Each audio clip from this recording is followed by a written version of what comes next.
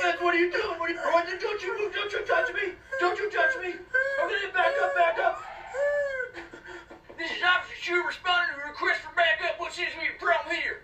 This man was jaywalking. All right, stand back, let me handle this. Son, put your hands up right now. Son, I'm asking you to put your hands up. Son, if you do not put your hands up, I'll be forced to use this fire and dispose of your threat. Son, are you listening to me?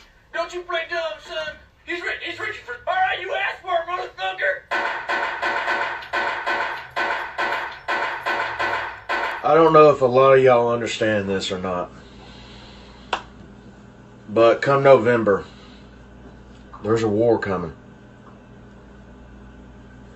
Whoever wins, and it's down to two. We already know this. Third party, they don't even matter. It's down to two. One or the other is going to win. As a certain supporter, we know which one's going to win. Trump 2020. But there's a thing about it. The reason why I say there's a war coming is because if Trump wins, Black Lives Matter and all them other Antifa dumbasses are going to try to start war. We ready. Don't worry. We ready. Us rednecks and stuff, we ready for y'all. But if Biden wins, we coming. And we coming strong. Umbrella. She's up. Whole nother level of shit you can't even understand.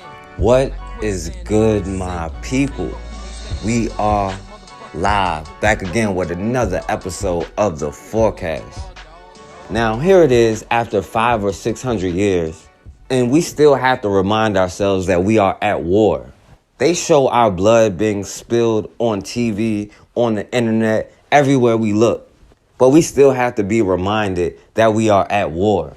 And we really don't understand the rules of war. Now, the enemy understood and still understand it is easier to make a child a slave than a person who has known freedom. That's why they ended the slave trade, not out of the goodness of their heart. They realized it was easier to raise a slave than to make a slave. And even when it came down to integration, they were willing to sacrifice to let our children go to their schools just so they can control their minds. Because now you don't have those black teachers. We don't have that knowledge of our history. And most of all, back then, we didn't have this illusion of inclusion. They realized they had to be a community. They had to protect each other because nobody else was going to protect them. But now we have this illusion of inclusion. But in reality, nobody is going to protect us. We have to protect ourselves. And if anybody can just come into our communities or anywhere and harm our children without consequences, then the same thing will keep happening.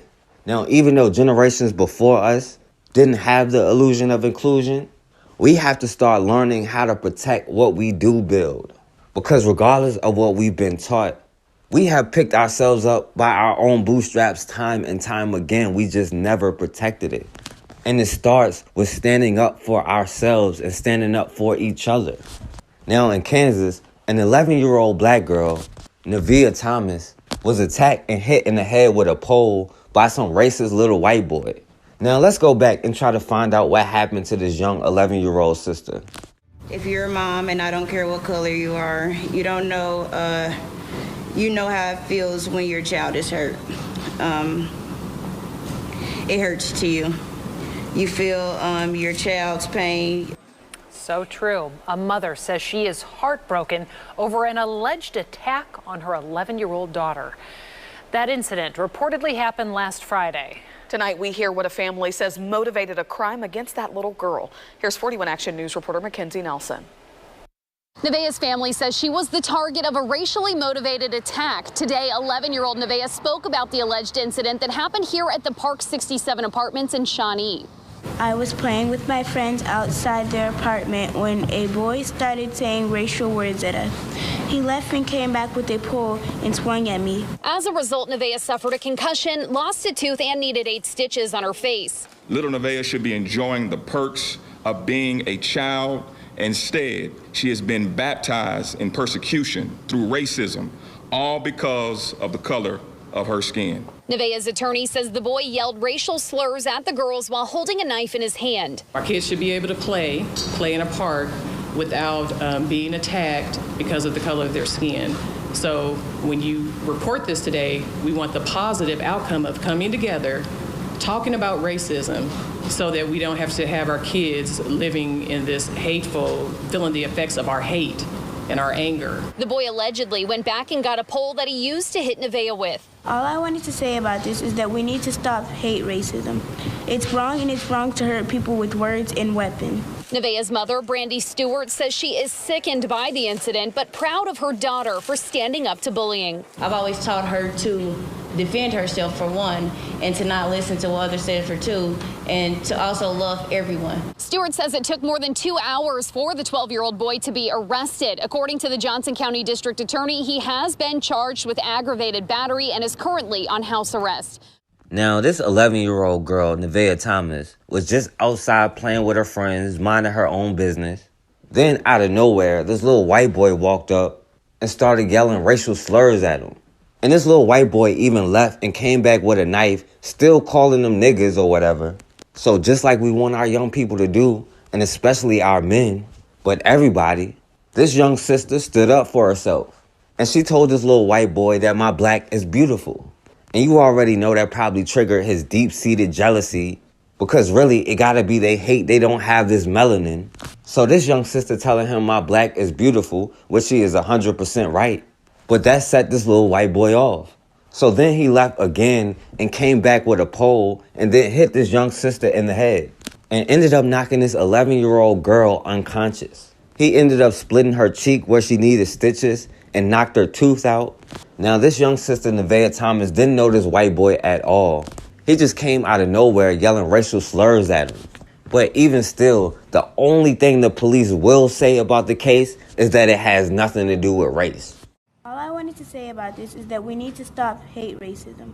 It's wrong, and it's wrong to hurt people with words and weapons. 11-year-old Nevaeh Thomas is recovering after a 12-year-old boy hit her with a pole last Friday at Park 67 Apartments in Shawnee. She says it all started outside when she was playing with her friends. A boy allegedly started yelling racial slurs at them while holding a knife. That's when she responded saying, "My black is beautiful." Nevaeh says the boy went back to an apartment, got a pole, and hit her in the head. Other kids at the apartment complex heard the commotion. I was in my house and I just saw a group of people outside and a couple of police officers, and it kind of worried me. I didn't know what was really happening.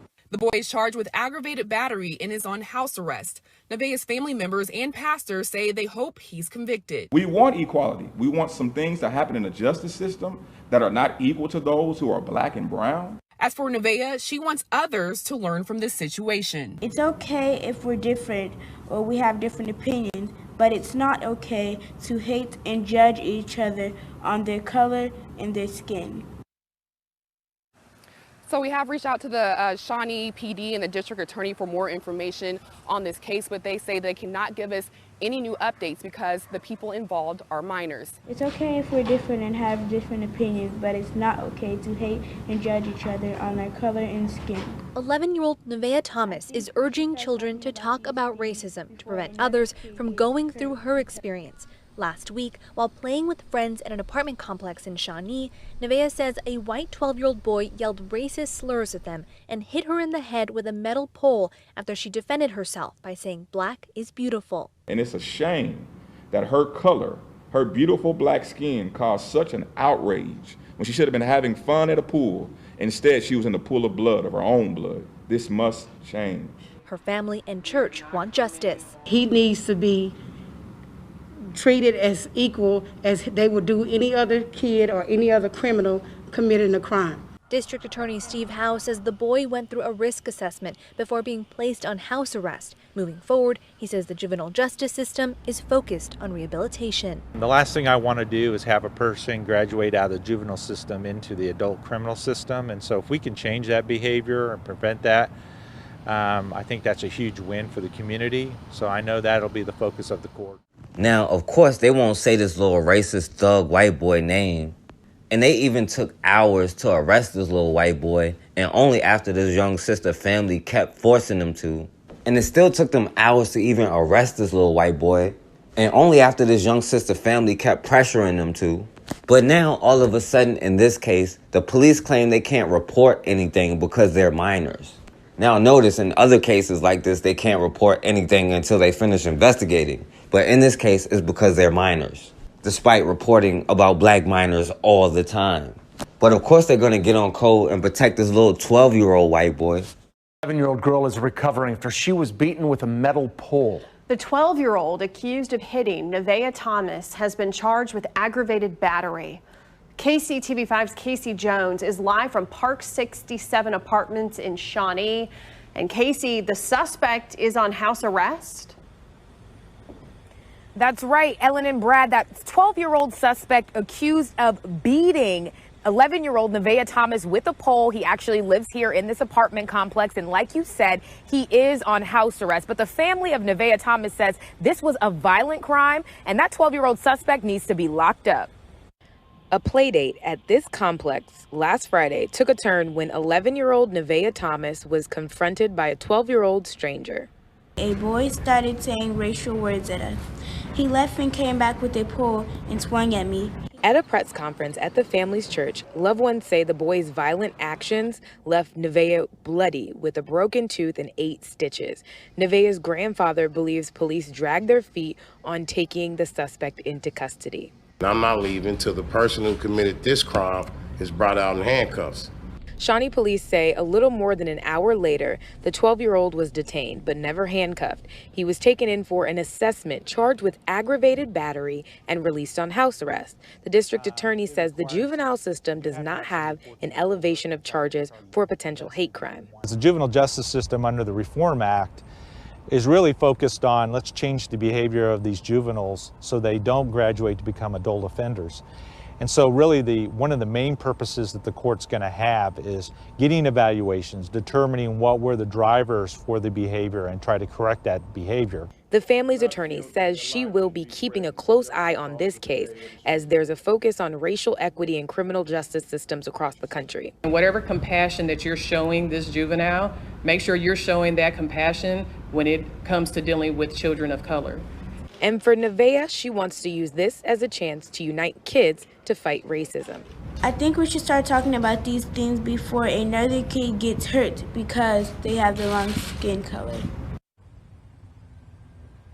So Nevaeh is back at home. She continues to recover physically and mentally. In fact, I put the full statement from her on my Twitter page, KCTV5. Log on there to hear that. You know, keep a lookout for her anti-racism walk. She wants to get some kids together and spread awareness about something good. Also, the 12-year-old suspect who, like I said, lives in this complex and is on house arrest, he is due to appear in court on October 7th. Now, this little thug, this sociopath, was only put on house arrest. They did charge him with battery, but they said the boy had no hateful or biased motivation. All he needed was some help, just like they do with all their little serial killers. And the DA talking about he don't want somebody to graduate with a record. Meanwhile, they want us to vote for somebody who passed laws that led to countless black kids graduating with a record, if they even got a chance to graduate. But now, all of a sudden, they care about kids having records, and they feel like he can be rehabilitated. Now, Joe Biden said, I don't care why they are like they are. Just keep them away from me, my mom, and my drug addict son. But now, all of a sudden, the courts want to change this when it's this white boy behavior. Instead of locking him up, now, all of a sudden, they say they can save him and change his behavior. But, of course, they're going to show compassion for their own. And I can't even be mad. If we're going to learn or take anything from them, that is one thing that we need to learn. Compassion for our own. Benefit of the doubt for our own. Instead, we adopt the mindset of white supremacy and look at ourselves through the lens of white supremacy. And also give them the same benefit of the doubt through that same lens of white supremacy. But if they know they can attack an 11-year-old girl without consequences, why would they stop? We don't have any other choice but to protect our own because we are all we got. And until we get on code and do what we have to do, then the same thing will happen over and over and over. Why you gonna holler at fucking nigger niggers when I'm around. You just run off with meeting the fucking nigger a week ago. Now you fucking holler like you know what the fuck about their kids and their fucking weekends off. We were talking about fucking the shit with the mask at first, and then I was talking about. Todd, you talk to people all the time, and I don't jump to conclusions. Just shut up. Why are you talking to me like that? Making fucking excuses, blaming shit on me. You ain't talking to me wrong. I'm not blaming nothing on you. I'm just. Fucking nigger lover. And every motherfucker in that store, you gotta talk to the fucking great block ass nigger. Right there in front of me, like y'all fucking big. I didn't think it was a big deal since I was It is a big fucking deal. Well, people fucking see me and see you talking to fucking niggers. And they know that I'm with you. Yeah, whatever. The Arkansas County Sheriff resigns after a video of him using racial slurs makes the rounds on social media. Good evening, everyone. Glad you're with us for Fox 16 News at 5:30. I'm Donna Terrell. I'm Kevin Kelly. This morning, the Arkansas County Quorum Court called a special meeting calling for his resignation. Our Claire Kreitz joining us live in studio with more from that meeting. Claire. Yeah, that's right. At first, Sheriff Todd Wright held his ground, saying he didn't mean it the way it came off and he would not resign. After more community members took the podium expressing their feelings about the video and the racial slurs he used, he ultimately changed his mind and resigned effective immediately. Nothing but cheers coming from the lawn outside the Arkansas County Courthouse as Todd Wright took his final walk as sheriff. Thankfully, with everyone's help, he decided to resign today, effective today.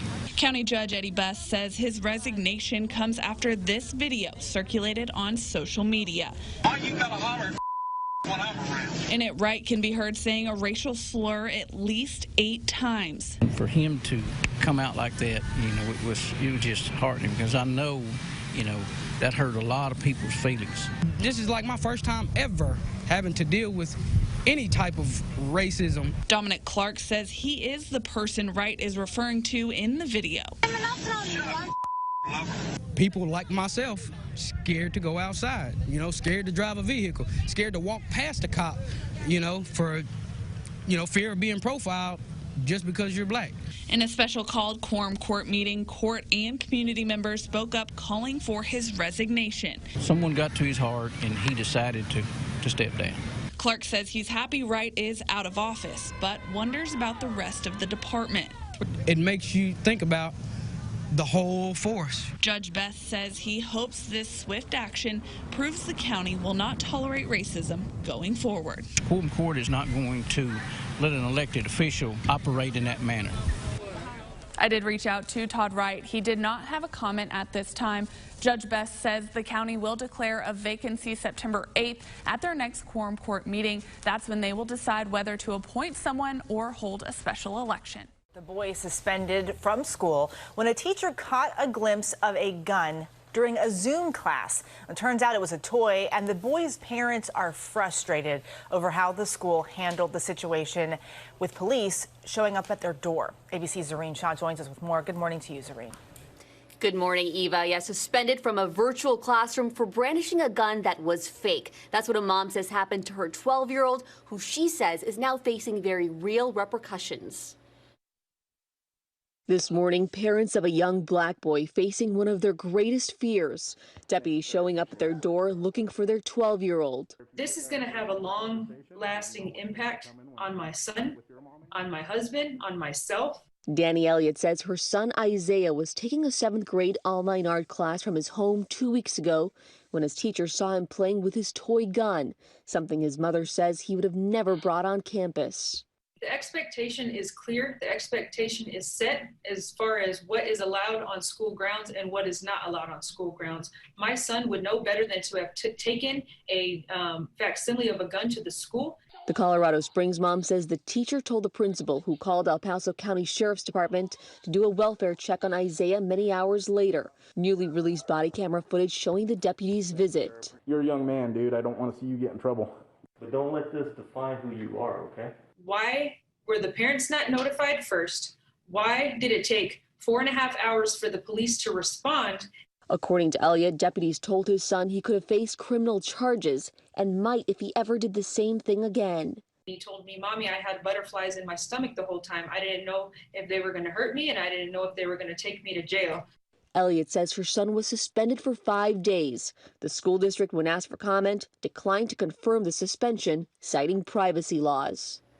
The sheriff's department says in part, we were told by the school the teacher did not know if the weapon was real or not. As we should, we investigated the situation to ensure the safety of the students. Now, the school also releasing a statement saying it's taking this time to look at the bigger picture and center our efforts on working with the family. Well, all new at 6, a death threat against a black family leaves them terrified to go to church. Now, a man from Taylor is facing time in federal prison for making that threat. 7 investigator Heather Catallo joins us live with the latest. Heather? The U.S. attorney is calling this crime reprehensible and says threats like this will not be tolerated. Felt my life was in real danger. Church is important to Teresa Patton, but after getting a racist death threat, her feeling of safety during worship was destroyed. And I wish people who do stuff like this would understand the effects, the ripple effect of it. You mean to terrorize maybe one person, but you don't. You terrorize a whole group of people. This mother of 6 received that threat in July of 2019 on Facebook Messenger. It says, "See you at church on Wednesday night with my AK to put you and your expletive family down, expletive." The death threat included a racial slur, and Teresa was stunned to discover it was sent from a fellow parishioner at her church in Taylor. As soon as I walked through the door, I couldn't breathe. I think I started having a panic attack, and my legs, I collapsed. I couldn't stand up straight. The fear was real. And from that moment on, worshiping was not the same.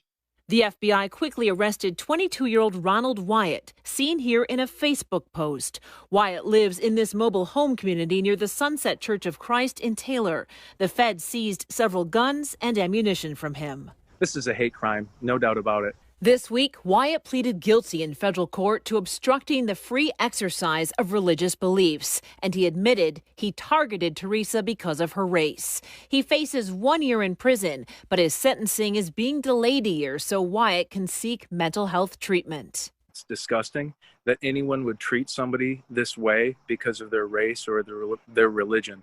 And so we have to follow up on it. We also have to be cognizant of the fact that sometimes these are mental health issues. We're not going to put everybody in prison for this. We're going to try to get people help.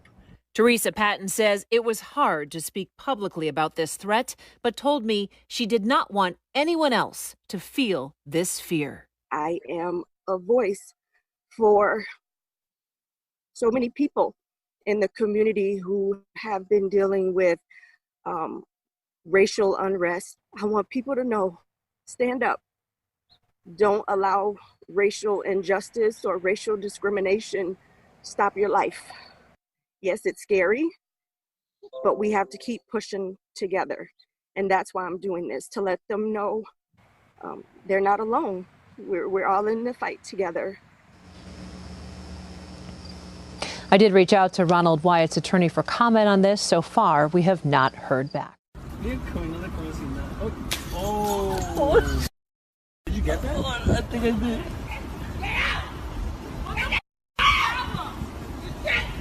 Yo, lower the back of it, lower the back of it. Oh. Did you get that? I think I did.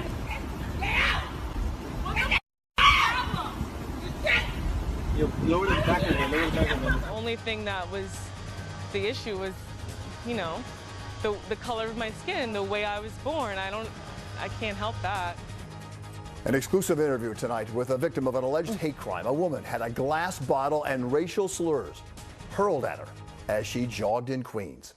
And good evening, everyone, at 6 o'clock. I'm Bill Ritter. And I'm Liz Joe. We're going to begin with a disturbing attack. The NYPD Hate Crimes Unit is now investigating, and police tonight are searching for that woman who threw the bottle. The attack on the black jogger caught on camera, and tonight the victim speaking to Eyewitness News reporter Kimberly Richardson.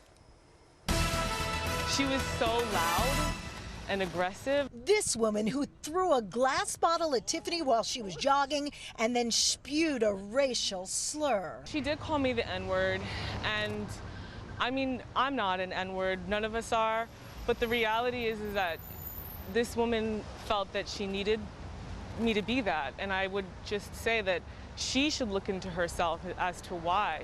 The attack unfolded here at 53rd Place and Broadway in Queens. Police are now looking for that woman. The NYPD Hate Crimes Task Force investigating. In this exclusive interview, Tiffany tells me even after the camera stopped rolling, the suspect was relentless. She followed me up the block and was screaming, "Get out of here, go back to Africa, N-word." People tried to shoo the suspect away. Tiffany was afraid things would escalate. When you have adrenaline going, the first thing for me was just to get out of the situation. At the time, Tiffany had no idea someone was recording it all. It happened August 17th. The 37-year-old spotted it on social media a couple of days ago and went to police knowing she had proof. Tiffany tells me this is a soul-searching process for the suspect, who has a lot of work to do on herself. Her issues, whatever her actions were, are a reflection on her. It's not my problem, it's her problem. Since the incident, Tiffany has not been back to that neighborhood, but has received tremendous support from friends, family, and coworkers, and groups like Black Girls Run. I'm disgusted by it, as most people would be. All people, I would hope. And also by the violence involved here. For what is believed to be the first time, Brandon police have levied charges related to public incitement of hatred after what police allege was a racially motivated attack on a black male in the city on Thursday evening. The allegations contained in the release from Brandon police outline a disturbing sequence of events. According to police, quote, witnesses at the scene advised the group of 5 people, 1 man and 4 women, started an altercation with a black man at the skate park by yelling racial slurs at him. Police say the man attempted to defend himself but was stabbed before being taken to hospital where he underwent emergency surgery. Police say he is expected to make a full recovery. Police say they do have video that shows, quote, the group of people yelled racial slurs at the man who is black. A fight breaks out between the victim and a male suspect, and the other 4 suspects join in, attacking the man with punches and kicks. The victim defends himself and is holding one of the suspects down when one of the women pulled out a knife and stabbed the victim 5 times in the side of his abdomen. The altercation ends as the man walks away, bleeding from wounds on his side. The female with the knife also slashed the tires of the man's vehicle before the stabbing occurred. I'm glad to say that our investigators attended quickly. One of our patrol officers was very diligent in locating one of the suspects, and then another patrol officer located the second suspect, and we'll continue to investigate until we find the other 3. The 2 in custody, who police say are related, are facing numerous charges. The first suspect, a 23-year-old woman from Brandon, is charged with aggravated assault with a weapon, mischief to property under $5,000, public incitement of hatred, and failing to comply with a release order. The second suspect, a 20-year-old woman from Sioux Valley, is charged with assault, public incitement of hatred, public mischief, and failing to comply with a release order. Brandon police say they believe they do know the identity of 2 of the 3 outstanding suspects. Well, Staff Sergeant Brown did say charges against the 2 that have been arrested could be upgraded if the evidence warrants. Put your hands up. One at gunpoint. Step out. I work here. You work here? I was kicking the door closed, man. Okay, turn around. First at 10, a Tempe police encounter under the microscope. The city's mayor calling it disturbing. An officer holding a black hotel employee at gunpoint, all while searching for an armed man who had already been identified as white. That officer now under investigation. Tempe police promising to take appropriate action once their review is complete. ABC 15 investigator Melissa Blasius walks us through what happened. Tempe police officer Ronald Kerzaya arrives at the Hawthorne Suites Hotel in southeast Tempe. The manager says someone just pulled a gun on his employee. Is he a white male, a black male? Come on. White male. He's going to be wearing a black shirt, tan pants. A minute later, the officer sees someone push on an exit door. Put your hands up. One at gunpoint. Step out. I work here. Hotel employee Trey Kumpian, clearly a black man in a polo shirt, khakis, and dress shoes, but the officer says, I am responding to somebody with a firearm who matches your description. You understand that? Come here. I got my hands up, man. Take the gun off. the situation escalates. Just because you're a cop don't mean you can hold a gun at somebody whenever you get good and damn ready. I put my hands up. When I'm responding to somebody with a firearm, I can do what I need to stay safe and go home to my family. Once the officer realizes his mistake with Trey, he then finds two other black men inside the hotel door, holds them at gunpoint while shouting profanities. Where is he? That ain't got nothing to do with me. No. So why are you talking to me like that? God damn. Get the out of the way. Tempe's police chief met Thursday with both hotel employees and was apologetic. Her department released this statement saying, "Our initial review indicates that this incident was not handled in accordance with the professionalism and respectful behavior that we and the public have for our officers." Tempe's new mayor, Corey Woods, also issued a statement calling the video both disturbing and disappointing and says, "We all can imagine the horrible feelings, the humiliation and fear that the employee felt." Woods also said the council is forming a community-based public safety advisory board in Tempe, which starts meeting this month. Just last year, Officer Keziah was accused of violating another black man's civil rights. He deployed a taser at Ivan Okri in his apartment while he held a baby. At that point, the police department said Officer Keziah acted within policy, but he received additional training. Now he's on administrative leave while Internal Affairs investigates him again. And why do you have my employee a black male at gunpoint? He's clearly not white. The Fort Worth Police Department has fired one of their own over a social media post that sparked a lot of controversy. Our Ken Molestina joins us with our top story at 6 o'clock. Ken? Yeah, Doug, we have learned the now former officer's name. Roger Ballard, who had been with the department just over 18 years, received an indefinite suspension earlier today. And according to police, that is equivalent to a termination. The meme shows a black man in a coffin with a comment about resisting arrest. The Fort Worth Police Department was made aware of the Facebook post on September 20th, calling it racially insensitive and grossly inappropriate. Last Friday, Roger Ballard was placed on restricted duty, his gun and badge taken away. And on Thursday, less than a week later, he received an indefinite suspension for violating the department's general orders related to social media use. And if you're going to do something inane like this, then you're going to suffer the consequences. And officers, beware. Corey Session, who is part of Fort Worth's Race and Culture Task Force and whose wife is a police officer, has said this incident has eroded the trust the department has been working to make with the community. Just unacceptable. You are endangering other officers, you're endangering the lives of citizens, and you're creating a narrative that people want to believe. See, I told you. They don't care, and that's unacceptable by any means. In a written statement, Mayor Betsy Price supports the police chief's decision, saying, quote, "We must continue the hard work of building trust in our community."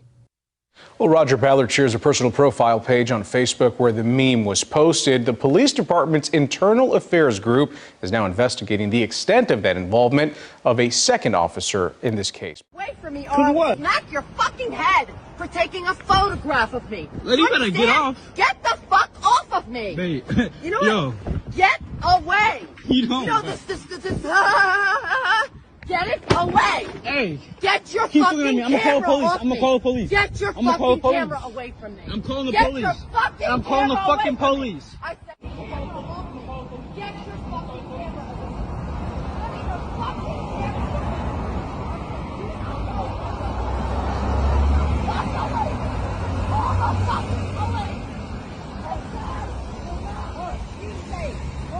I don't care. My son is a kid. So we out here, man. This lady just gonna attack me with her bag, man. I'm out here getting my run. Motherfuckers ain't gonna do nothing. Watch what I tell you. They ain't gonna do nothing. It's crazy. It's crazy.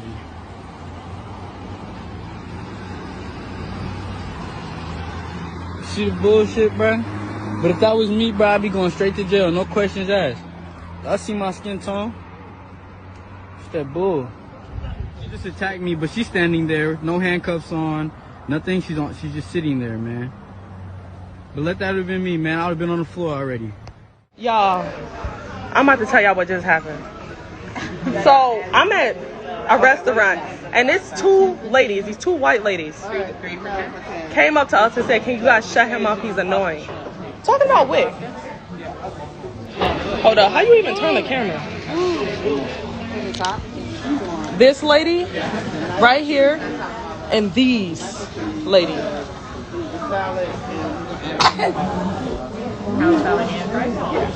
Y'all, please help me before I spaz. I swear to God on my life. I swear to God on my life. I'm about to get up and go address this lady. I got my mask right here. Obviously, you don't have to wear a mask at a table. But I'm about to go off. Y'all about to see this happen. Yo, like, I'm literally shaking. I have never had this happen to me in my life. Like,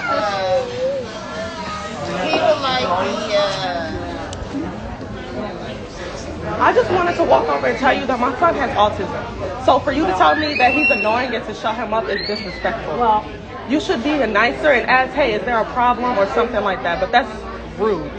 I've never had somebody ever in my life tell me something like that. Okay. Are you excused? Huh? I said thank you. What you mean I'm excused? Like people like you just think you can walk up to anybody, say what you want, and you're not gonna get addressed. Well, we're trying to have dinner. I'm sure you are, but if you really feel that bothered by a 3-year-old with autism, maybe you should ask to be moved, because we already told them what the deal was when we walked in here. No, you're not. Like you don't care. You just said, "Oh, you're excused." That's so rude. Do you condone? I don't think you do. Like condone whoever this is to you. That was just. Is she just usually like this? I've never been in this situation with her, but I mean, I don't know what she said. Right. She said, "Can you please shut your son up? He is annoying," and walked away. I thought she was joking. I thought she was about to say, "Oh, like he's." Well, I'm just joking. Huh? I said I didn't come back down. I mean, I walked away. So So you thought that was okay? I think it's over with. It's not. You don't ever. A reminder. You don't ever say that to somebody. Well, like ever. No matter if the kid doesn't have autism or not. If you are bothered that much, leave. Do not ever walk up to somebody and say something like that. Like you thought I was gonna shut up. I don't know why you thought that. Wrong mother. So I'm letting you know right now. If my son screams again and you have a problem, walk back over there. Because we can talk about it. And you too. My son has autism. Do not ever tell me that he's annoying. Okay? I'm sorry. We have ear problems, and that screaming really hurts. So we're not addressing you. We were going to go to the restaurant and ask them to move us to the other side. You were way more respectable, and I appreciate you for standing like that. But your wife said, yes, he is annoying. That, like, he cannot help it. Okay, but it is annoying. We understand that if he has autism, it's something that you can't. I understand you can't control that, and so that's what I was telling you. You have a lot more sense when you speak than she does, and then she does. A lot more sense, and I appreciate you. But for future references, I'm not trying to be rude, but I just want to let you know if it's any kid, even with autism or without autism, you just don't do that. Like I said, if you want to be moved, I would personally ask this waitress right here. She's a nice lady. I will ask her to move you. Can you please move these customers? My son cannot help the fact that he does what he does, and if anybody else has a problem, tell him right there, his mom come to that table. Thank you. We're not playing out. You don't tell us when to go. That's the damn problem. You think you can give orders, and we're not going for it. You will not tell us when we can get your hand off your hip. Get your hand off your hip, because I challenge you. I don't give a damn. Get your hands off your hip. calm it down. I'll make them do their job. I will make them do it. Don't touch me. Don't touch me. Mike, calm down, please. Please, sir. Please don't. So you want to put your hand on your hip? You show me what type of big bad boy you are. Mike, back up. Okay, let's back up. You ain't big, Back man. up, Mike. You too damn big. I ain't touching you. No, listen. Good idea. You'll be a smart man not to. That's right. Mike, back up. You'll be a very smart man not. I'm not bagging up. This is freelance. Oh, no, sir, I don't threat. What I do is I set appointments. You know what we're going to do?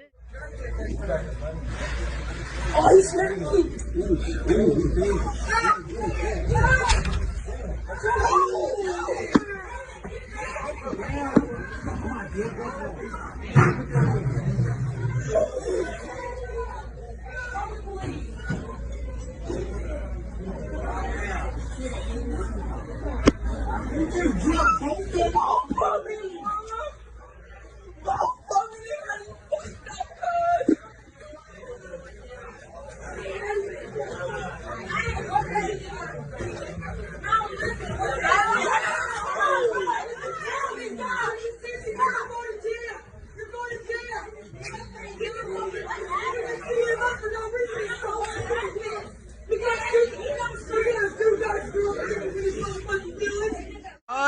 tough shit.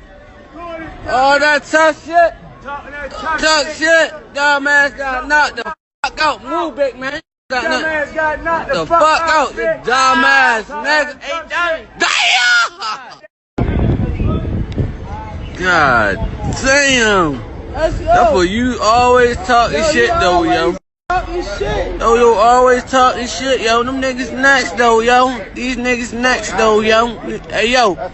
Look at my Instagram, yo. Niggas ain't going for that shit no more, yo. They whip our ass, yo. That's what we do to yo. You feel me? They talk shit, you whoop their ass. You already know what the fuck. Yo, bitch ass next.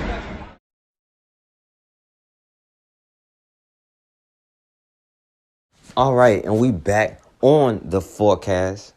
Now, even though I'm not as hard on people who I say suffer from severe Stockholm Syndrome as some other people, we have to realize in war, we have no friends. There is no way around it.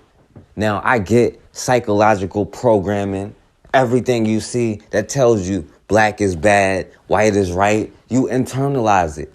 White supremacy is defined by black inferiority, but there is no way around it. We are all we got. Now, we don't have the same resources available for mental health in our community, and we're going to have to build that. There's no way around it. But in the system of white supremacy, all of these conditions are instilled within us, and it's not by an accident. But until we have an army or a nation backing us up, you can't look for outside groups to come in and help you or help us as a group. We are all we got. We have to get on code and get ourselves out of this position because there is no other way. And in the system of white supremacy, you cannot escape your blackness. But in reality, you shouldn't even want to. Now in Iowa, a brother, Michael Williams, was murdered and his body was found burning in a ditch. Now, let's go back and try to find out what happened to this brother. There was no evidence to suggest a black man from Grinnell was killed because of his race. That is according to the Iowa Division of Criminal Investigation. Now, this is Michael Williams. First responders found his body in a ditch fire last week in Jasper County. He was 44 years old. Multiple agencies have been working on this case. And today, DCI, the Grinnell Police Department, and the Iowa-Nebraska NAACP held a press conference where they did share a big break in this case. Local 5's Lakin McGee was there. Lakin, what else do we know now? Yeah, Stephanie, we do have new information that we just learned today. This house that I'm standing in front of is the house that Michael Williams was held in and killed in before his body was dumped in a fiery ditch. And also new information we're learning is that law enforcement today arrested 4 suspects in the killing of Michael Williams. Now you're going to see them right there on your screen. There's going to be 4 mugshots there. Stephen Vogel is the only one charged with first-degree murder, and they've all been charged with abuse of a corpse. Grinnell Police and DCI tell Local 5 that Williams knew Vogel and that they have been seen together on many occasions. Now, investigators say they believe Williams died here in Vogel's home around September 12th. Michael's body was then wrapped in cloth, plastic, and carpet, which was secured to him by rope and duct tape. He was then taken to rural Kellogg on the afternoon of September 16th, where he was set ablaze. Investigators believe he was set on fire to destroy any identification of his body. It's also believed that Williams died from strangulation, and the police say they don't have a motive that they want to discuss with us just yet. Now, of course, the very first thing they know without any other information is that this had nothing to do with race. But of course, there's a reason they can never admit anything like this has to do with race, because then you know how many other things they would have to admit is racist? They would have to admit this is a racist society. No, they have to stay on code. Now, I can't say the mindset of this brother, but when I was doing the research, I didn't see any pictures of him around any other full black person. And apparently he was the only black person in his circle. Now, not saying it was this brother, but some people think they can escape their blackness and think being in a circle of white friends mean they're accepted. But being a token black person does not make you accepted. It makes you a token black person. So apparently he thought he was friends with this thug white boy, Stephen Vogel, and he was hanging out with him. Now, I don't know what happened, but a witness said this white boy clubbed him. But the police said the autopsy showed he was strangled to death. And you know, some old white lady who lived next door said she heard some banging, but of course she didn't do anything about it. Now, had this brother Michael Williams been walking around, she may have called the police, but you know, since she only heard banging, she didn't do anything. But the police said this brother was strangled to death inside this white boy home. And then they kept his body in there for 2 or 3 days. This white boy and his mom and her boyfriend wrapped the body up in plastic, then wrapped that up in a rug. And they were even inviting other people over to show them the body. One person, who they call a witness, and they didn't even arrest, by the way, said they saw the body the next day, but they chose not to go to the police or report it to anybody. But apparently they just called him a witness. Now, eventually, this white boy got his best friend, his mom, and her boyfriend who lived with him to help him move the body. They ended up taking him to another town and dumping his body in a ditch before setting it on fire. Of Michael Williams. The Grinnell man's burning body was found in a ditch near Kellogg last week. KCCI senior reporter Todd Magel is live in Grinnell to tell us how investigators say his death played out. Stacy and Steve, we are just a few blocks northwest of downtown Grinnell. This is the house in question. This is where Michael Williams was strangled, kept rolled up in a carpet for 4 days before he was taken to a remote field and set on fire. And that's not all. The people charged in his death were considered his friends. I will say yes, they were friends, but anytime that one person kills another, I don't think that's too friendly. DCI Special Agent in charge Adam DeCamp revealed the gruesome details in the death of Grinnell resident Michael Williams. 4 people are now in jail charged in connection with his murder. 31-year-old Stephen Vogel of Grinnell is charged with first-degree murder and abuse of a corpse. Vogel's mother, 55-year-old Julia Cox, her boyfriend, 57-year-old Roy Lee Garner, and 29-year-old Cody Johnson are each charged with abuse of a corpse and destruction of evidence. Big Mike, as he was commonly referred to for those who knew him, was a member of our community, and our community mourns his loss. Court records show Vogel strangled Williams in this Spring Street house where Vogel lived. He kept the body wrapped in plastic and a rug for 4 days. Police say eventually he and the rest of the suspects put Williams' body in a truck, drove it to a rural gravel road in Kellogg, dumped it in a ditch, and set it on fire. Court records indicate at least one witness who spotted the truck at the scene. Police say the suspects and Williams had known each other for years, but they're not discussing a motive. And despite concerns that Williams is black, they are positive race is not a motive. The NAACP sees no indication that Mr. Williams was targeted because of his race.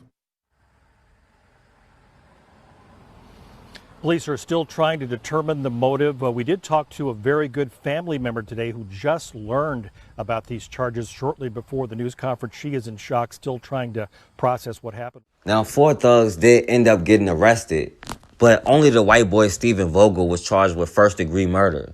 Plus, he was already in jail for another crime he committed. Now, the rest of them was just charged with abuse of a corpse. But all those other quote-unquote witnesses who saw the body wasn't arrested at all, even though they didn't report it. But of course, the only thing the police can tell you about this crime is that it had nothing to do with race. But they still can't tell you any other motive. We are learning more about the Grinnell man whose body was found burning in a ditch in Kellogg on Wednesday. The Iowa DCI ruled 44-year-old Michael Williams' death a homicide on Friday. KCCI's Kayla James spoke with his family in Grinnell today as they remember a much-loved father, grandpa, and friend. This is the path at Arbor Lake Park where Michael would take his 2 youngest children for a walk. It's where we stopped and spoke with them as they share their fondest memories of their father. Sometimes we sat on the bench to stop and rest. And talk. It's time spent with their father. Jamaica and Michael Williams will now cherish more than ever. My favorite memory about him is always making me laugh. Watching movies and watching TV shows. They will never have moments like this with their father again. 44-year-old Michael Williams was identified by the Iowa Division of Criminal Investigation Friday as the body found in a ditch burning in Kellogg Wednesday. Investigators ruled it as a homicide. My daughter will not let me outside in the dark by myself, like she's afraid to lose another parent. Jana Lee Bolt is holding it together for her kids. What helps is a support system from friends, all struggling with the loss. He was such a good man. Investigators have not yet said anything about possible suspects, but Michael Williams' family stays hopeful, making Justice for Michael shirts using this logo designed by his son, who made sure to use the color purple. That's my favorite color. Jana Lee Bolt said it best. He was a family person. His kids were always important. And it's Jamaica and her 5 siblings who will remember him best. He always called me Big Head. As they wait to see justice for their father. Kind of miss him. Reporting in Grinnell, Kayla James, KCCI 8 News, Iowa's news leader. And family and friends of Michael Williams have set up a GoFundMe as they work to raise money to bury him back in New York once the investigation is over. Now, apparently, these are the people this brother Michael Williams surrounded himself with. This white boy who was supposed to be his quote-unquote friend, but of course your friends wouldn't murder you.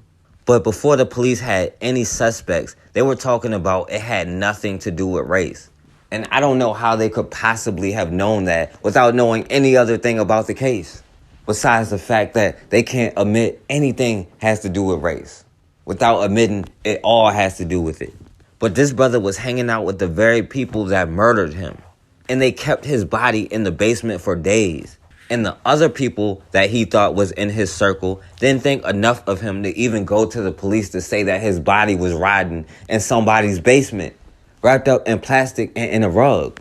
And these are the people he thought was his friends. But at the end of the day, like it or not, we are all we got. We shouldn't and we cannot be ashamed of our blackness. We have to stop being ashamed of who we are and what we look like. In the system of white supremacy, many people might take it as a disability, but in reality, it's the strength.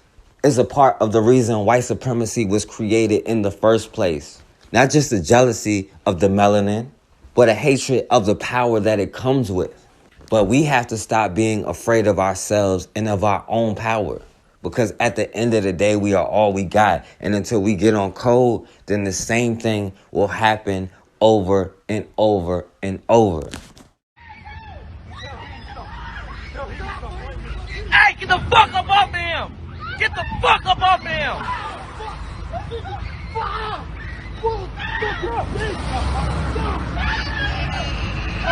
Hey, you cocksucking pig, get the fuck up off of him!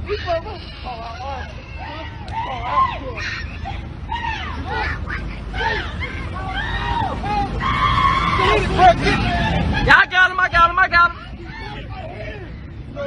He didn't bite your damn hand. Hurry up. Somebody's down. Hey, get the fuck up off of him, man.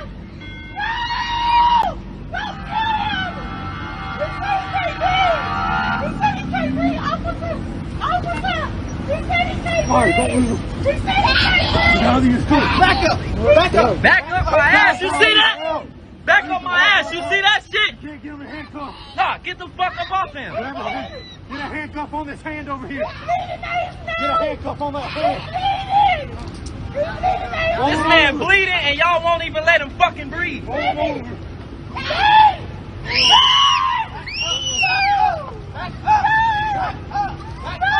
Back up.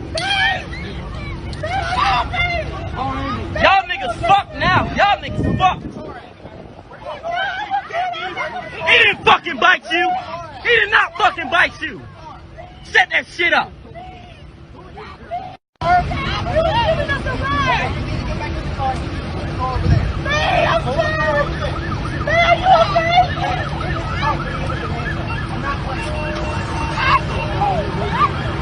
Y'all niggas right here, man. That's why we don't like fucking cops. This is exactly why we don't like fucking cops.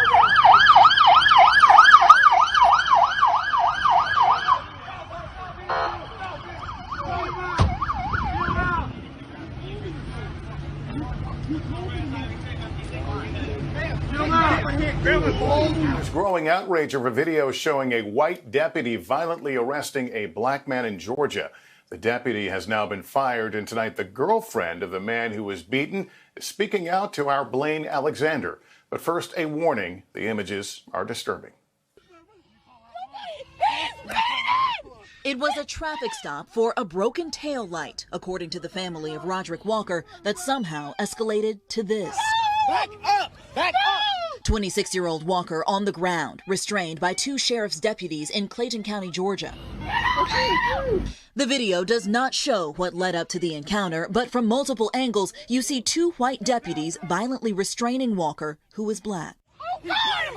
In one video, a deputy says Walker bit him. At another point, one officer seen punching Walker repeatedly. My 5-year-old, he was jumping up and down screaming, "Stop, please stop, don't do this, please stop." Walker's girlfriend, Juanita Davis, says they were passengers riding in the car. Also with them, their young infant. Davis says once deputies pulled them over, they asked Walker for his ID, even though he was not behind the wheel, and that when Walker questioned why, he was ordered out of the car. What made you pull out your phone and start recording? Because if I wouldn't have pulled out my phone, you know, it's no telling what could happen. He did nothing wrong. He complied. He wasn't rude. He wasn't aggressive. While in custody, Walker's attorney says he passed out twice. He was arrested, charged with battery and obstructing law enforcement. The officer who punched Walker has been fired for excessive use of force. Dozens protested outside of the jail where Walker is still in custody, held on warrants from unrelated charges, the sheriff says. He did nothing wrong. But Walker's family wants the officers arrested. Officials are not commenting on the specifics of the incident. The district attorney's office is now investigating. It's the tense moment a deputy sheriff stops a black man out for a jog. If you're not in any trouble or anything, there is a burglary that happened. You kind of fit the description. Let me just make sure that you're not him, okay? But the jogger, Joseph Griffin, is the wrong man, as will soon become obvious. I'm a vet. I have my ID. Okay, can I see your ID? Yeah. You literally, they said white tank top, black shorts. And they said that you had a beard, all right? So I'm not saying it's you, but it was a black male. Again, not saying it's you, buddy. Griffin, a former Army Staff Sergeant, streams the encounter on Facebook Live. If something happens to me, y'all better raise hell. 15 minutes later, he is released. We just got the picture finally from the witness, and I get why they went out with you for sure. Clearly not you, but the clothing description and everything match. The encounter is now going viral and being hailed as a good example of how both cops and suspects should act in these situations that sometimes turn deadly. And thank you for Officer Estrada here, who told me from the get-go, hey, I'm not gonna let anything happen to you. So definitely appreciate that. Wrong place, wrong time. Here's the real suspect side by side with Griffin. I spoke with Griffin today. It's definitely a frustrating situation. Nobody wants to go for a jog and end up in handcuffs. But I do understand that officers have to do their job. There's certain ways we can go about it. The Volusia County Sheriff in Florida was so impressed with how Griffin handled himself, he actually tried to hire the registered nurse. Did you offer him a job? I did. I have 40 openings. And in today's climate, between COVID-19 and what's going on with law enforcement and the minority community, I can't fill them. So he'd be a great addition to the force. I don't think I could pay him enough, though. Do you see this as a teachable moment for police, for America? I see this as definitely a teaching moment for America. Multiple times during that day, I was advised that I'm making it harder for myself. All I was doing was just protecting my rights that the state of Texas provided me. He was repeatedly told to give his name to San Antonio police, and he repeatedly refused, eventually ending up handcuffed and then in the back of an SAPD cruiser. A day after prosecutors rejected felony assault charges in the case of mistaken identity, Matthias Ametu gave his version of what happened. As our Dylan Collier explains, Ametu and his attorneys are incensed that the department and the chief are both still claiming that the officers acted appropriately. Backed by his civil and criminal attorneys and a growing number of supporters, 33-year-old Matthias Ometu said the San Antonio police officers he encountered along Woodstone Drive last week took away his freedom. I felt like I was trapped, held against my will, and there was no ending to what I felt like I was going through. Police believed Ometu matched the description of a family violence suspect from a nearby call. I'm not giving my name. Ometu, who has no criminal record and was out for a jog, time and again refused to give officers his name, his legal right under Texas law. Ometu later forced into the back of a patrol vehicle, 2 officers claiming he kicked them during the struggle. Attorney Artessa House says even if Ometu had given his name, his ordeal wouldn't have ended right then and there. You know, it wouldn't have been over in 2 minutes. Let me tell you what would have happened. He didn't have his ID. He would have provided his name. The police still would have detained him to make sure he was who he was. SAPD officials now confirm they were actually looking for this man, Darren Smith Jr., who as of this evening had still not been charged in connection to the family violence case. Chief William McManus wrote in a memo this week that after examining the case, he determined the officers acted appropriately. Today, Ometu's defense attorney called on McManus to retract his statement. That's a problem. That not only endorses this type of behavior, it blesses this type of behavior, and change needs to start from the top. SAPD officials today said they had nothing further to add and stand by the information and video that was released yesterday. Don't you see this badge? When you see this badge, you need to do whatever it is that we tell you to do. But that's not law, right? Those are not the rules. House says she has not decided the next step yet. It could be a civil rights lawsuit or a formal complaint with SAPD Internal Affairs. Hey, keep your hands up. Put your hands up. Put your hands up for us. Put your hands up. Yeah. Yep. Up. Tell you why we're here. Okay. All right, why don't you step out the vehicle for me? Keep your hands where I can see them, okay? Yep. All right. Come back here real quick. Okay. Just going to pat you down real quick, okay? We'll tell you why we're here. Yep. Hands back your back. Okay. 18400. Oh, well. Okay. Anything on you I need to know about? Correction. Nope. Signal 7. Like that? Nope. Okay, no knives? Nope. Charles Ocean Paul Zebra George Tom COOP ZGT. Yeah. Lean? Yeah. How to, like this? No, just put your Relax. Just sit down and relax. Just. Okay, just put your butt. Okay. So the reason we're here is somebody crossed the street. Several times. Oh, okay. It's a. I'm here for a training. I work for a Summit County Children's Service. I'm a state worker. Do you have a gun in your car? No. It's an iPhone. It was your phone that you was. iPhone. I have 2 phones. I have a flip phone, work cell phone, and I have my iPhone, personal. Why would somebody think it's a gun? I'm not sure. You don't know? You can check, but like I said, I can hold it up like this and probably. I'm not sure. Okay. Somebody It's okay if we check real quick? You say somebody walked across? Someone seen and looked over and said, "This guy in Mustang was waving a gun around in the window." I got here early because I didn't want to be late for my training. Yeah. Okay. The one officer pulled in and said, "It looks like he has a phone. You're talking on your phone." So. I was talking through speaker.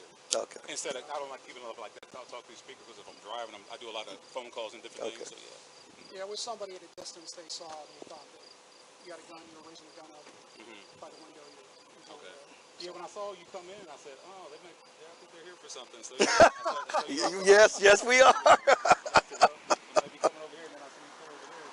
And here's the supervisor who's checking me in right here. She's probably coming out now. So, yeah. Oh, great. Okay. Yeah, so that's my first time out here. I work in Akron. Okay. So, yeah, we didn't need to start with you. We got a call. Oh, that's fine. I just figured, I saw y'all coming up in the park right here, so, yeah. I saw he had his thing. I'll let you all know I have a CCW too, but I don't have it with me. You don't have your gun with you? Yeah. Okay.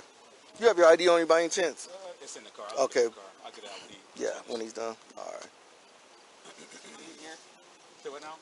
Your ID's in here? No, it's in the armrest right here. My wallet. It's a black wallet. 184 Noel.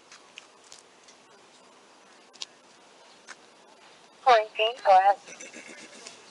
Robert Tom 849 798 RT 849-798. Okay. Thank you, Darren. Yep.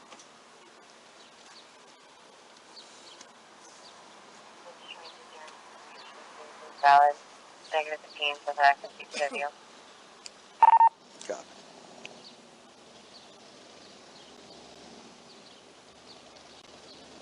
Like I said, sorry to startle you. All right. Okay. Yeah, someone we get a called. call like that, we gotta. Okay. I think he had my cell phone. Did think that? Okay. Oh, you're. That's good. Yeah, you're all set. All right.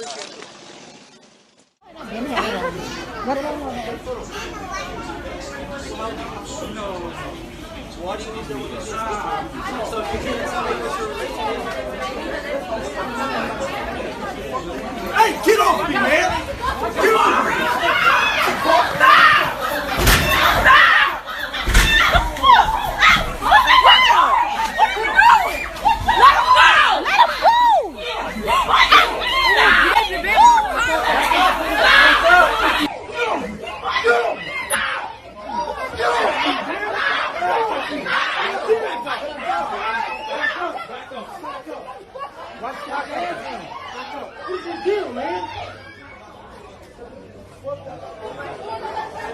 Back up. Oh, that's necessary, man.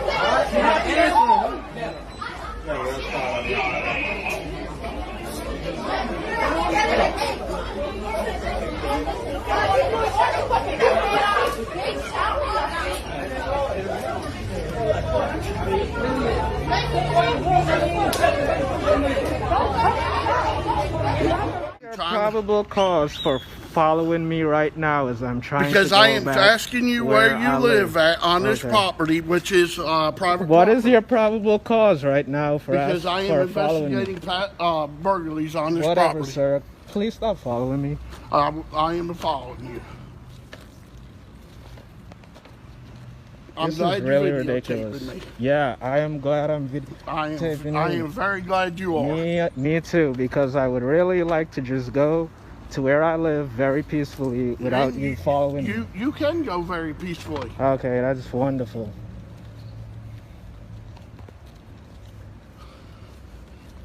How hard would it have been for you to answer my questions? And your question is what? Where do you live at on this property? And why do you need to know that? I Because don't know I who am you the are. security officer here. I don't know. I don't know that. Where's your Well, ID? Well, you go ask the officer. Where's they'll your verify. ID? I don't have to show you ID. You don't have to show me ID. However, you have a right to ask me where Yes, I do. I live. Yes, I okay. do. All right, sir. Roger that. Roger that. I feel like you're harassing me right now. No, actually. you can feel that way. Everybody has their opinions. Well, you're following me. Yeah. No, I'm walking beside you. I'm not following. Well, you kind of are following me. No, I'm walking beside you. Yeah, all right, man. All right. You're right, sir. I'm right. You are right. I am walking beside you. You are following me. I am not following you. I am beside you. Okay, so if you're not following me, where are you going right now? I am going where you're going to make sure you're a resident here. That's pretty much following me. No, man. that is walking beside you. Okay. All right, sir. All right. Great. Thank you. Yeah, no, you are not welcome.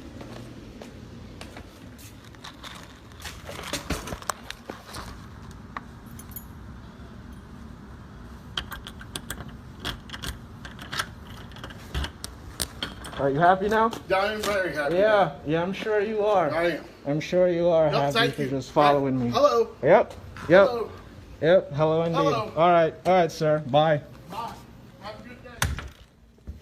A city employee says her heart sank when her supervisor texted her this message with the N-word while she was on the job.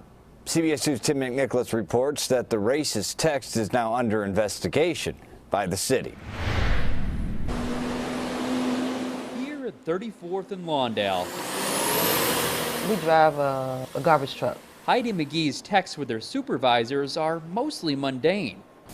On lunch, 10-4, But earlier this month, when she texted a supervisor she was taking a break, she got a message that was far from ordinary. Degrading to us as people, as a person. GTFO, you don't like it here, the message said. A line of laughter, and then, Iron Mike ain't afraid to stand up to these low-life. The word is just, especially when it comes from someone who's not of color, means hate. That supervisor is white. It's just ugly. And then to use the word that was before it, to add it to that makes it even worse. Low life, and then that word. She says it came from her refuse collection coordinator at Streets and Sanitation, a person she reports to via text throughout the day. McGee says he approached her after sending it and apologized, saying he mistakenly forwarded it to her. But if it was sent to him, he's sending it to other people because I received it. What does the city have to say about this? Not much. They did tell us when we first asked them that Human Resources is already investigating the text and a possible policy violation.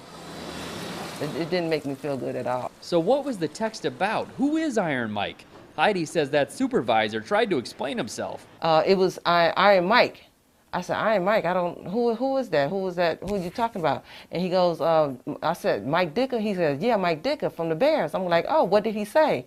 He said, that text I sent you is what he said. She thought that was something she would have heard on the news. Joining us now by phone is NFL legend Mike Ditka. But she didn't, because Ditka didn't say that. Here's part of what he did say about NFL players protesting. The game's only played in this country, and if you can't respect this country, get the hell out of it. The former Bears coach didn't say the N-word. She still hasn't gotten a clear explanation for the text. For someone to pass that along amongst each other is, it's just not a good thing for people to be doing, and that's the way they think about people. We wanted to know more about what happened. We called the supervisor and tried to ask why he sent it, but he said no comment. Well, we're with Channel 2. I'm a reporter. That's fine. You can just do it outside. Well, is there somebody who could talk to us? We're trying to get answers about this. We even went to 34th and Lawndale to try to get answers. Like, what's the phone use policy? And does the message constitute harassment?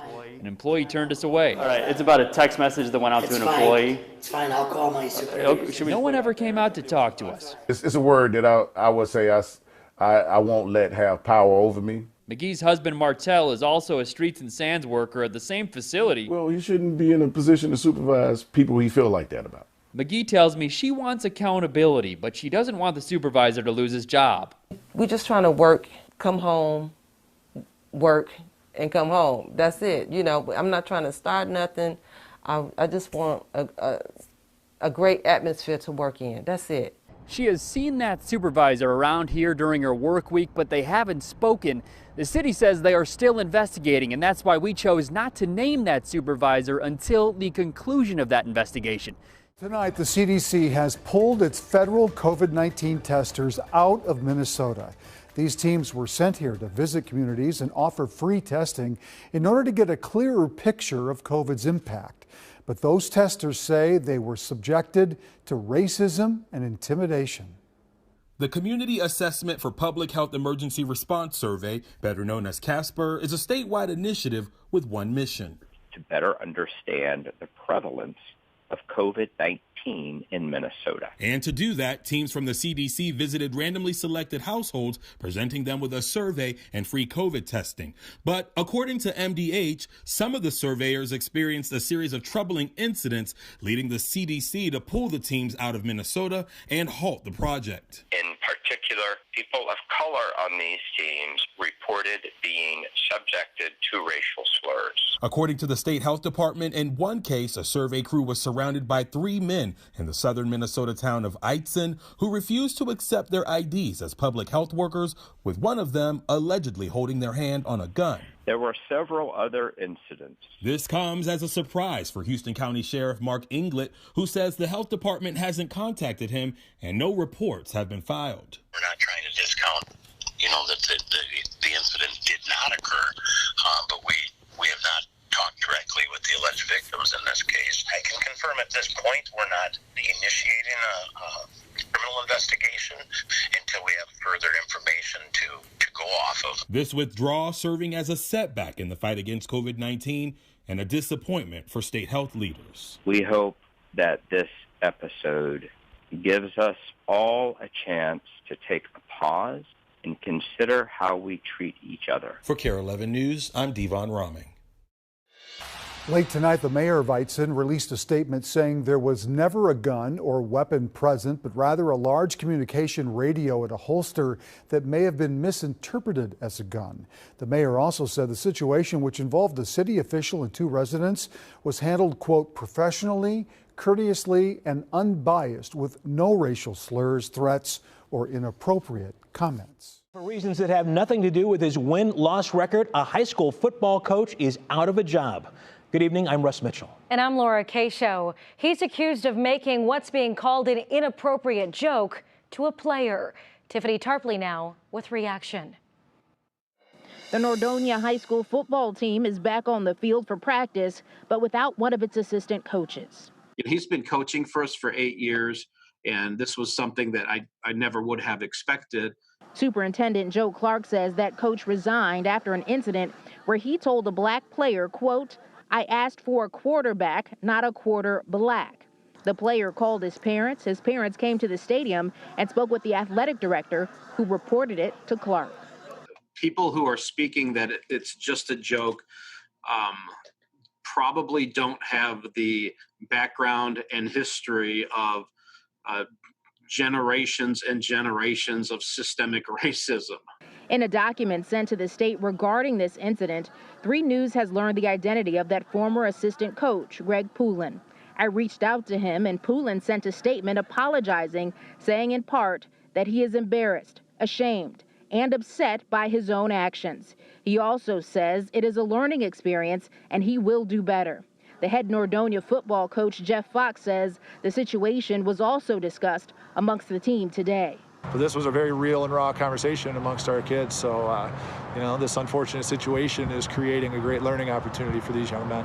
White people who are in positions of power have a moral obligation to do all they can do to create safe, equitable, and inclusive environments for people of color.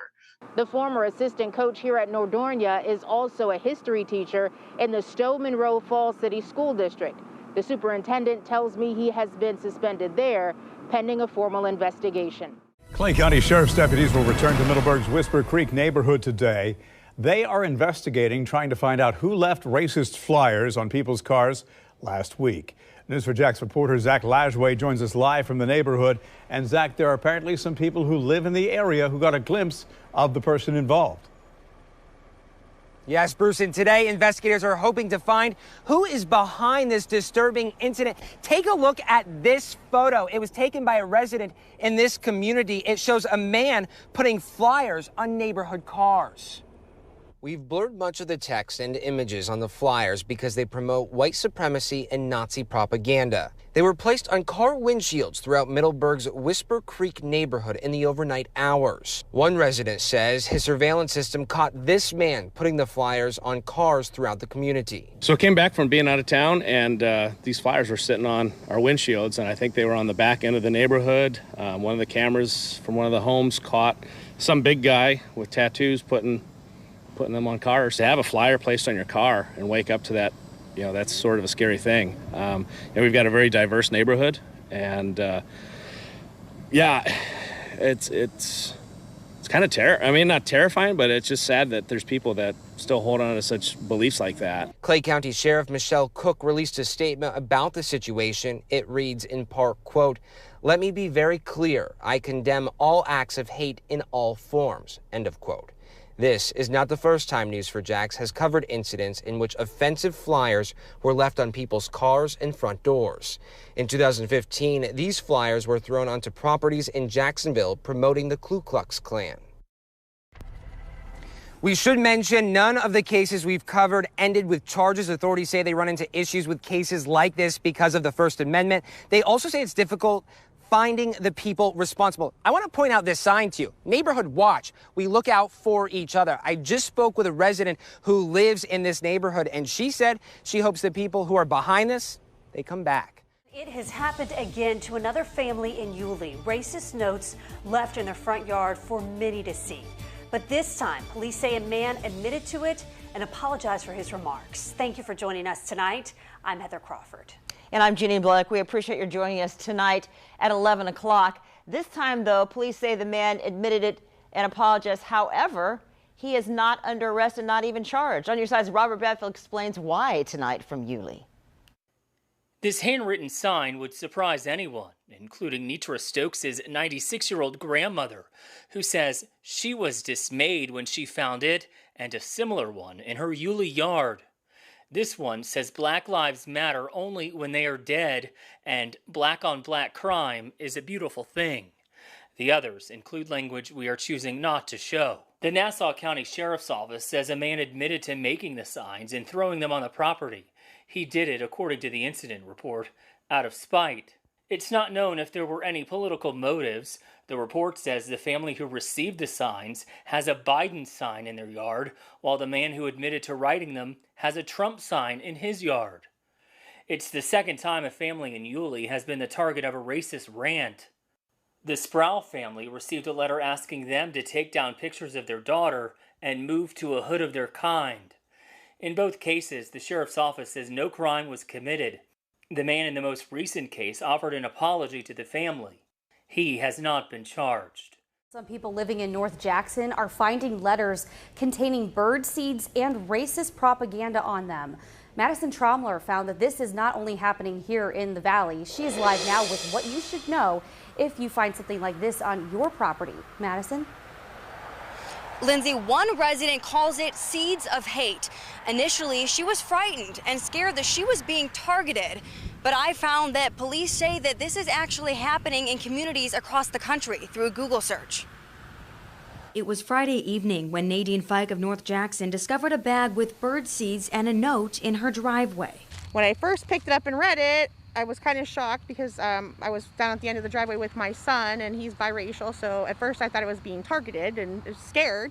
So I grabbed my son and we hurried back up to our home. She found on social media these letters were scattered up Route 45 to at least 5 other residents. And they all pretty much carry the same message. White makes the rules, vote for the majority, vote for your future. And then they all include an address, a website, and a phone number for the KKK in North Carolina.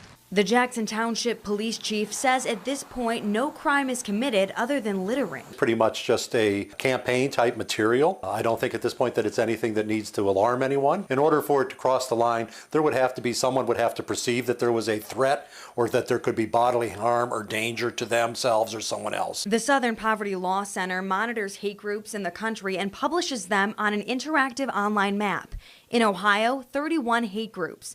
The center reviews the groups through research, and if warranted, they conduct their own investigation. I found what appears to be the group on the letters in North Carolina, called the Loyal White Knights of the KKK. Chief Tyon says residents can call police if they receive any kind of letter. We'll be more than happy to go out and respond to it, pick it up to make sure that it's what we're regularly seeing. An arrest has been made in the Warren hate crime case that saw a family targeted because they had a Black Lives Matter sign on their window. Then it was thousands of dollars in vandalism that forced the family to leave their home, and they've been living in fear ever since. We're bringing Jason Colthorpe from Warren Police Headquarters with more on this arrest. Jason. Well, Devin, Commissioner Bill Dwyer told me tonight he put the full weight of his department behind making an arrest in this case, and he was very happy to see this happen. And the family noticed that too, telling me at one point during this whole ordeal, they saw a police car every 5 minutes go by their house. And believe me, news of this arrest was a weight lifted. It was exactly 6:06 Tuesday evening when Eddie and Candace Hall heard about an arrest in their case. Now just in from Warren, where police have made an arrest. He was watching Channel 4, and I was actually outside talking to a neighbor, and he hollers, you know, they caught someone, and I ran in the house, and I really caught the bare end of the news clip. So we were excited. But it's been almost 3 weeks since someone threw a rock through their window, slashed tires on their vehicles, and drew a swastika on one of them. They believe because of their Black Lives Matter sign. Awesome. The neighborhood has been awesome, and anything they do, you know, come by, anything you need, you know, Some people came by and prayed with us. They've been living in a hotel since because of the fear this has caused, especially for their 16-year-old daughter. She doesn't sleep well at night. Me and her either, and my husband. I guess, you know, all of us are having some trouble sleeping. We're gonna do it after I get done with you. Hours before the arrest was announced, Detroit Will Breathe protesters took to City Hall in support of the Hall family, which drew some opposition. His demands today. No anger, just smiles tonight for Eddie, a veteran of 2 wars who had been heartsick over how this could happen. They don't have the right to terrorize me for what I believe in. That's why this is such a great America. Right. You know, because we have the freedom of speech and we can choose, you know, our own beliefs. You know, we can't hurt each other for our beliefs. Police tonight being very tight-lipped on the suspect who has been arrested in this, but I can tell you police are very confident they have the right guy. We will learn more about the arrest and the suspect tomorrow morning when police talk about this publicly.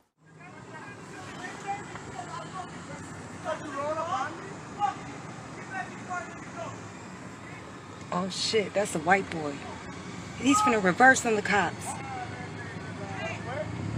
Okay, guys. I wanna play. Okay, guys. I got y'all motherfuckers, bitch. Y'all just bitches. Matter of fact, y'all wanna break this that nigga shit? get it. Y'all wanna break that shit, huh? Y'all wanna break that shit? I got you, bitch. This bitch right here, break that shit. Look, he's walking up on him and everything. Look at that. Don't be on my face. Don't be on my face. Get out of my face now. Get out of my face. He's spitting everything. Get out of my face and get in the car. One more word, you're going to jail. I'm tired of this. Get in. Get in. Let's go. Get in the car and go. Motherfucking head, bitch. Spit on me one more time. Spit on me everything. Get in the car. Get in the car. Get in the car. Bitch, I got you, huh? I got you. Wow. You see this shit? You see this shit? I see it. Go, bitch. Go. White privilege. Go. White privilege. Of God, like you're supposed to be. What'd you call me? What you call me? I called you a nigger for stealing my car. Get away from my car. You ought to buy I'll call your the cops. own car. Get away from my car. That license plate Get away belongs from my to me. car. Get away from my car. This license plate belongs to me. Hey!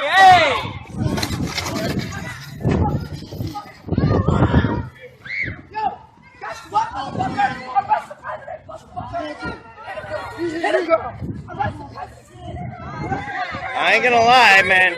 She just got. Yeah, why can't you handle like a man? I'm half her size. Why can't you handle like a fucking man then? You can't handle shit like a fucking man. You don't punch me? Oh shit. Oh shit.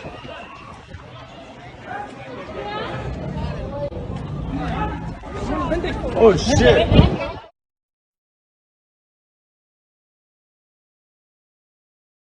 All right, and we back on the forecast. And I want to say RP to the brother Michael Williams. Luckily, the young sister Nevaeh Thomas is going to be all right. But it's been hundreds of years now. We have no excuse than to know we are at war. We have no other choice but to build our own community. And it starts with yourself. You have to educate yourself and educate your children. It starts with a strong family unit. We cannot continue to let people come into our homes and violate us and then ask the same people for justice.